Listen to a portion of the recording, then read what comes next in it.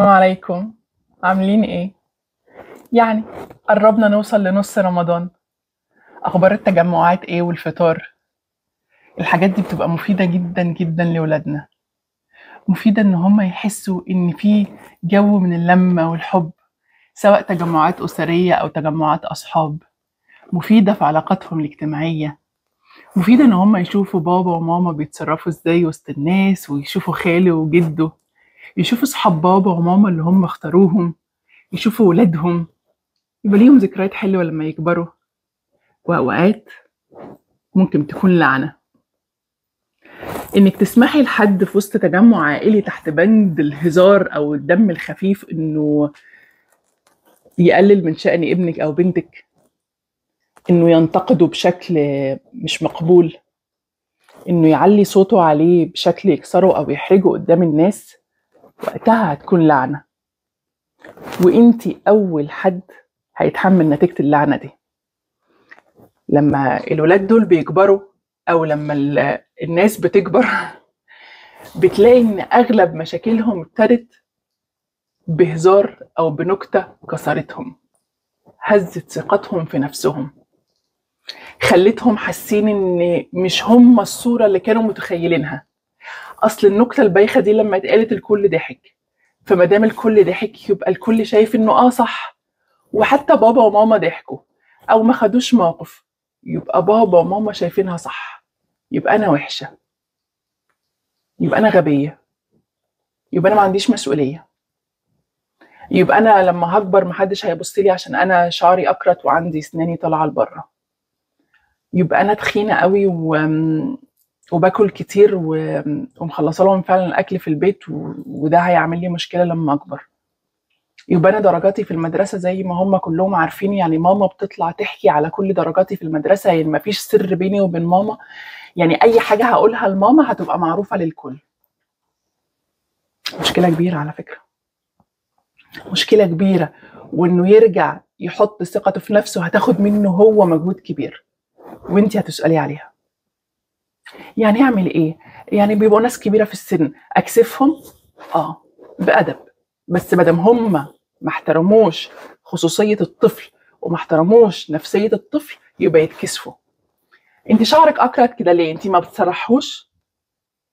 لا، هي شعرها مش اكرت، هي شعرها جميل وبنسرحها على طول، بس هي بتحب تعمل موديل التسريحه دي ولايقه عليها فاحنا بنعملها. شكرا جدا يا طنط على كلام حضرتك.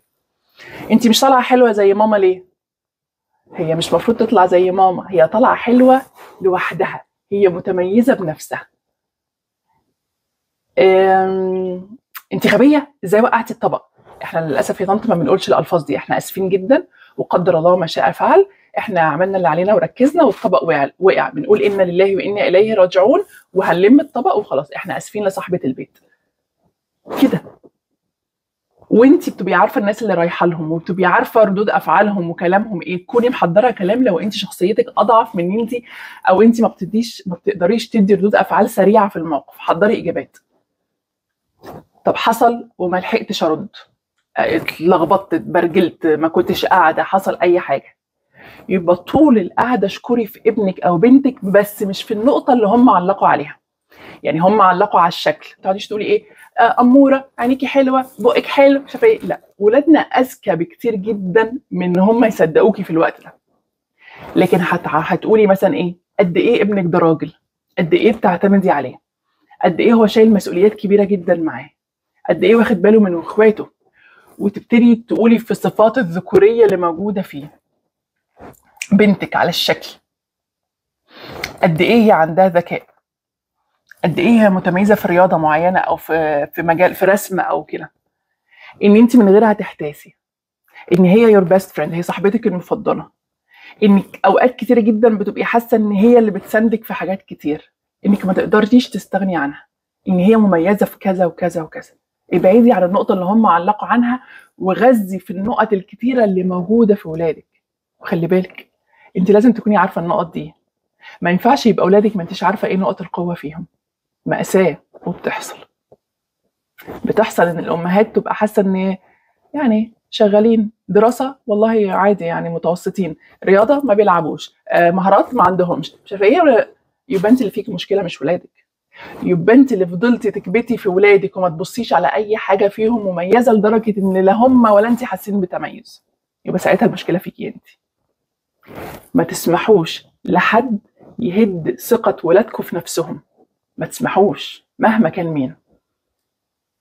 لما يكبروا ويبتدوا يروحوا للدكاتره النفسيين، صدقيني انت هتشيلي الوزر زيك زي اللي انتقد، لان انت كسرتي قلبهم في وقت هم ما لهمش ذنب، هم رايحين يتجمعوا مع الناس ويتبسطوا. عايزين نخرج من التجمعات دي بذكريات جميله، مش بهشاشه نفسيه ولا بكسور او ندوب تفضل موجوده في الروح لغايه ما يكبروا. ربنا يبارك لكم في اولادكم يا رب ويحفظكم.